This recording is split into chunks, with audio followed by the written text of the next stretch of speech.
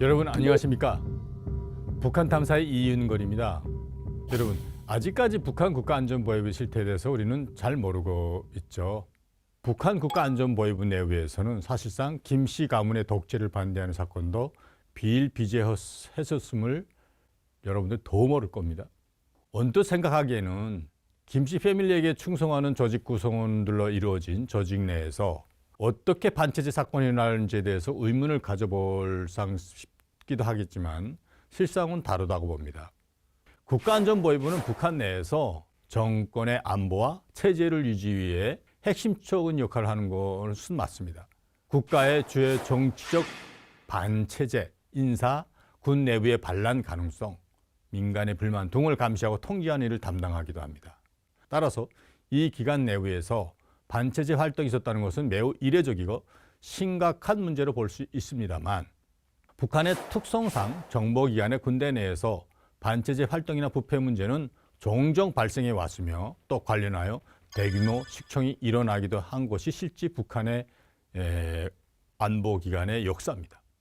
김정일은 생전 시에 국가안전보위부 사건 담당 부부장에게 2005년 10월 9일 내린 국비밀 말씀 지시에서 이렇게 말하고 있습니다. 오늘 동무를 만나고자 한 것은 오늘 있은 사건에 대해서 토의하려고 합니다. 이런 사건이 계속 반복되는데 동무가 재구시를 바로 하지 못하고 있습니다. 이번에 일어난 삐라 살포 사건은 단순한 사건이 아닙니다. 막후에 조정 인물이나 단체가 있습니다. 국가안전보위부는 이 사건을 깊이 있게 다루어 무조건 파헤쳐야 하겠습니다. 이 사건은 빙산의 일각에 불과합니다. 평양시 안전보위부에 가업을 줘야 하겠습니다.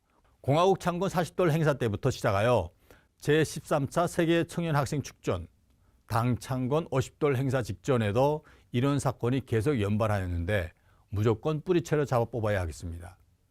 우리의 체제를 겨냥한 위험한 사건입니다. 특대형 중대 사건으로 등록하고 철저히 수사를 벌여야 하겠습니다. 혐의 대상자들과 의심스러운 자들에 대하여 정확히 장악하고 대책을 세워야 하겠습니다. 즉 북한에서는 이러한 삐라 사건들이 1988년 공화국 창건 40돌 행사죠. 1989년 세계 13차 세계학생 축전 행사죠. 그럴 때도 끊임없이 있었다는 거고 김정일이 이러한 사건들이 있었다는 것을 직접 언급한 것 자체가 주목되는 겁니다. 그러면 이러한 사건들이 실질적으로 북한 내부에서 어떻게 일어나고 있는지 충격적인 두 가지 사건을 공개하고 싶습니다. 국가안전보위부는 평양시 대성구역 미산동에 본부가 있고 1987년 이진수 부장 이후부터는 보위부장은 김정일이 직접 관장하도록 했고 실질적으로 김정은한테 2009년 4월달 넘겨지기 전까지는 김정일이 직접 모든 것을 관장했습니다. 본부 총사대원은 대성산이고 제1부부장이 수속으로 국가안전보위부 전반적인 실무 실태를 김정일에게 매주 독대해서 보고하고 있고 정치국장은 대장 혹은 상장급이고 정치부장은 중장급이에요. 우리 말하면 소장급입니다. 반탄부부장, 그다음에 중요한 부서 담당 부부장들은 다 중장급, 우리 말하면 그 소장급입니다. 부부장급 6명이 총 있고 본부에 반탄국 및 해외 반탄국과 수사국, 검찰국을 비롯해서 30여 개 이상의 국실급 부서들이 있습니다. 산하에 공식적으로는 가명으로는 평양기술대학으로 알려졌지만 내부에서는 김정일 보위대학이고요. 5년 과정이고 여기에서는 독보적 정탐 및 반탐 전문 교육 체계를 가지고 요원 양성을 맡아서 서로 독립 및 협력 관계를 유지하면서 총 정식 요원이 2016년 8만여 명에 이르는 막대한 정치 첩보 조직입니다. 주요 책임 일꾼으로는 국가안전보위부장으로는 2012년 4월 임명된 김원홍이지만 걔도 사실은 이후에 2017년 숙청되죠. 김원홍 하기 전에 김영룡 국가안전보위부 제1부부장이었던 사람이 숙청됩니다. 근데 그 이유는 사실은 유경 반탄부부장과 함께 김영룡이 사실은 김정일의 어떠한 대항할 수 있는 쿠데타를 준비했던 것으로 알려졌습니다. 특히 그는 1987년부터 국가안전보위부장이 된 이진수의 사위입니다. 본인의 어떤 간판과 본인의 능력으로서 그러니까 본총사 국가안전보위부 내에서 되게 상당한 영향력을 가지고 있었죠.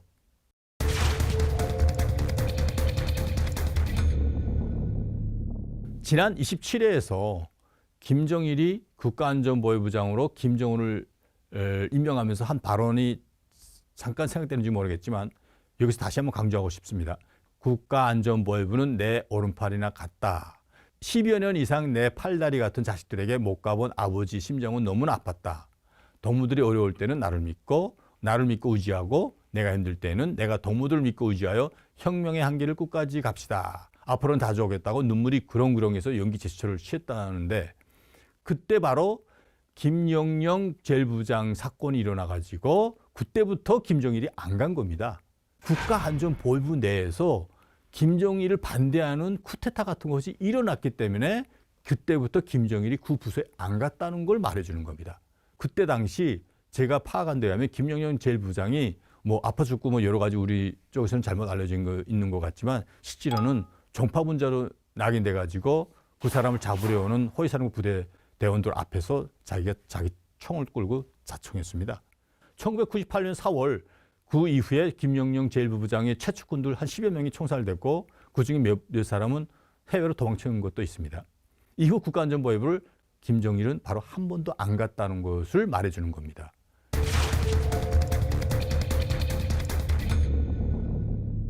(2014년 5월경에는) 어떠한 사건이 일어나는가 하면 비공식적으로 한 하루 전에 갑자기 진행된 행사가 있는데 그 행사 내용은 김정은이 보위부 내 승진 상황을 파악하고 승진 대상자들에게 직접 선물을 하고 순장을 주는 행사였는데 행사 당일날 어느 누구도 사실은 전혀 예상치 못한 특대형 비상사건이 발생합니다.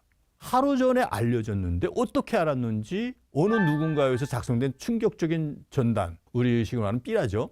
전단 수십 장이 보위부 본부 총사에서 사방으로 살포됐는데 그 전단에는 이렇게 써져 있습니다. 장성택 선생님을 왜 죽였습니까? 라는 한글 문구가 담겨져 있었고 누군가가 장성택의 숙청에 앙심을 품고 북한 내비에서 말하는 소위 최고 존엄 김정은의 정면 도전을 하는 것입니다. 당시 김정은은 김원홍 부장에게 아직도 당의 영도를 거부하는 반당 암해분자들의 뿌리가 박혀 있다는 것을 보여주는 사건이라면서 무조건 잡아내기 전에는 보위부 현장 시찰을 다시는 오지 않겠다고 심한 짜증을 냈습니다. 명령을 받은 김원홍은 실제 엄청나게 큰 특대형 사건으로 등록해가지고 그때 당시 이정로 반탄부 부장이 한동욱 강동대였고 이 시기 김원홍은 김정은 현 지도 시찰에 잘 나타나지 않았던 이유가 바로 이 사건 때문에 일어난 겁니다. 곧장 비상체제로 가동해서 범위 색출에 나섰는데 일단 사건 발생 장소가 북한 국가안전보위부의 본부 총사의 제일 꼭대기에서 바람에 살짝 날아가게 그 시간을 맞췄던 곳. 더욱이 현지 지도자 김정은이 딱 방문하기 직전에 북한의 최고 전함의 그 방첩의 심장부이자 최후의 보위에서 이와 같은 사건이 발생했다는 것. 이것은 북한 내부에서는 충격적인 일이죠. 이는 결국 북한 내 지하 반체제 조직이 안보 담당 핵심 권력기관 곳곳에 이미 있고 또 퍼져 있다는 점을 방증합니다. 게다가 전단을 살포한 범인들은 김정은의 총사 방문 일정을 정확하게 알고 있었다. 보위부 내에서도 어느 정도 위치해 있는 고위 핵심 인사들만 알 수 있는 사안을 이미 알고 있었고 이것을 이용해서 이런 작전을 아주 주도세밀하게 펼쳤다.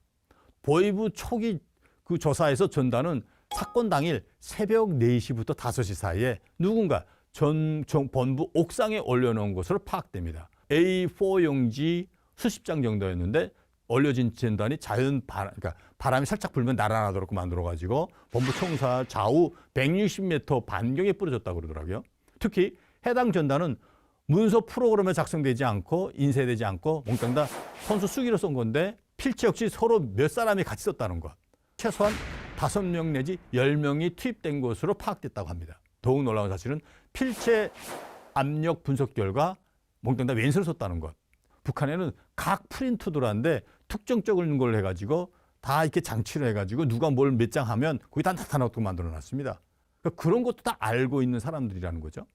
이거는 되게 중요한 메시지를 전달해 주는 겁니다. 첫째, 전단 살포 지점과 방식이 매우 전략적이었고 전술적이었고 둘째로는 필체 분석 결과 전단을 작성한 주체가 최소한 5명이지 10명이다. 규모가 꽤 크다는 거고 필체 특징을 들키지 않기 위해서 왼손을 다 사용할 정도로 치밀한 점. 특히 내용이 중요한 겁니다. 왜 장성택 선생을 죽였습니까?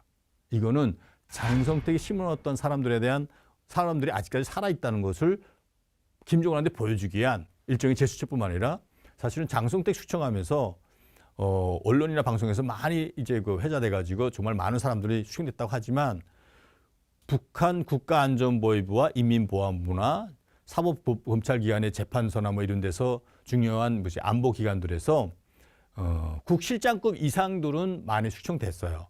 또 장성택하고 친인척 관계들은. 근데 그 밑에 있던 사람들, 장성택의 영향력을 입어서 또는 조금 도움을 받아서 승진했던 사람들, 이런 사람들은 아직까지 북한 체제 내에 중요한 부서나 직위에 안 남아있다는 사실이죠. 김정은한테 도전적으로 공식적으로 장성택 선생님을 왜 죽였습니까?